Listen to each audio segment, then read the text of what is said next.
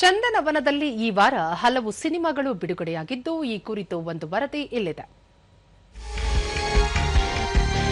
ರಾಜ್ಯಾದ್ಯಂತ ಕೇಡಿ ಸಿನಿಮಾ ಬಿಡುಗಡೆಯಾಗಿ ಯಶಸ್ವಿ ಪ್ರದರ್ಶನ ಕಾಣುತ್ತಿದೆ.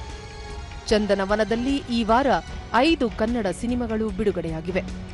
ಜಗದೀಶ್ ಎಂ ನಿರ್ದೇಶನದ ಧೃತಿ ಸಿನಿಮಾ ಬಿಡುಗಡೆಯಾಗಿದ್ದು, ಶೋಷಣೆಗೆ ಒಳಗಾದ ಹೆಣ್ಣು ಮಗಳೊಬ್ಬಳ ಸುತ್ತ ಸಿನಿಮಾ ಸಾಗುತ್ತದೆ. ಉತ್ತಮ ಸಂದೇಶ ನೀಡುವ ಚಿತ್ರ ಇದಾಗಿದೆ. ಆಂಚಲ್ ಗೌಡ, ಪ್ರಶಾಂತ್ ಸೊಪ್ಪಿಮಠ, ಭಾವನಾ ರೆಡ್ಡಿ ಮುಂತಾದವರು ತಾರಾಗಣದಲ್ಲಿದ್ದಾರೆ. ಪ್ರಸಾದ್ ಪುತ್ತೂರು ನಿರ್ದೇಶನದ ಚಿತ್ರ ಮಂಗಮಾಯ ಬಿಡುಗಡೆಯಾಗಿದೆ. ಈ ಸಿನಿಮಾದ ವಿಶೇಷ ಎಂದರೆ ಒಂದು ದಿನದಲ್ಲಿ ನಡೆಯುವ ಕಥೆ ಇದಾಗಿದೆ ಹಾಗೂ ಒಂದೇ ಸ್ಥಳದಲ್ಲಿ ಈ ಸಿನಿಮಾ ಚಿತ್ರೀಕರಣಗೊಂಡಿದೆ. ಉದ್ಯೋಗ ಅರಸಿ ಬೆಂಗಳೂರಿಗೆ ಬರುವ ಯುವಕನೊಬ್ಬ ಲಾಡ್ಜ್ ಒಂದರಲ್ಲಿ ಕೆಲಸಕ್ಕೆ ಸೇರಿಕೊಳ್ಳುತ್ತಾನೆ. ಅಲ್ಲಿ ಶಾಸಕರೊಬ್ಬರಿಗೆ ಸೇರಿದ ಹಣದ ಬ್ಯಾಗ್ ಕಳುವಾಗುವುದರೊಂದಿಗೆ ಕಥೆ ತೆರೆದುಕೊಳ್ಳುತ್ತದೆ. ರಂಜನ್ ಶೆಟ್ಟಿ, ರಾಧೇಶ್ ಶೆಣೈ ಉಡುಪಿ, ಪ್ರಕಾಶ್ ಶೆಣೈ ಮೈಸೂರು ಮುಂತಾದವರು ತಾರಾಗಣದಲ್ಲಿದ್ದಾರೆ. ಪರಂ ಗುಬ್ಬಿ ನಿರ್ದೇಶನದ ಸಿನಿಮಾ ಮತ್ತೆ ಮಳೆ ಹೊಯ್ಯುತ್ತಿದೆ ಸಿನಿಮಾ ಬಿಡುಗಡೆಯಾಗಿದೆ.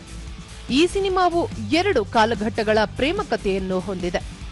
ಜಿ ಲಿಖಿತ್, ಜಯವರ್ಧನ್, ಸುಲಕ್ಷಾ ಖೈರ್, ಭೂಮಿಕಾ ಗೌಡ ಮುಖ್ಯ ಭೂಮಿಕೆಯಲ್ಲಿದ್ದಾರೆ. ಯಶವಂತ್ ಹಾಸನ್ ನಿರ್ದೇಶನದ ಲೂಪ್ ಸಿನಿಮಾ ತೆರೆ ಕಂಡಿದೆ.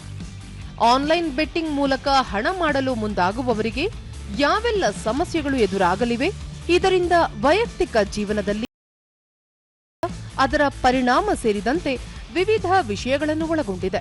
ಈ ರೀತಿಯ ಸಮಸ್ಯೆಯಿಂದ ಯುವಜನರು ಹೇಗೆ ಎಚ್ಚರಿಕೆಯಿಂದ ಇರಬೇಕು ಎನ್ನುವ ಕುರಿತ ಚಿತ್ರವನ್ನು ಕಟ್ಟಿಕೊಡಲಾಗಿದೆ.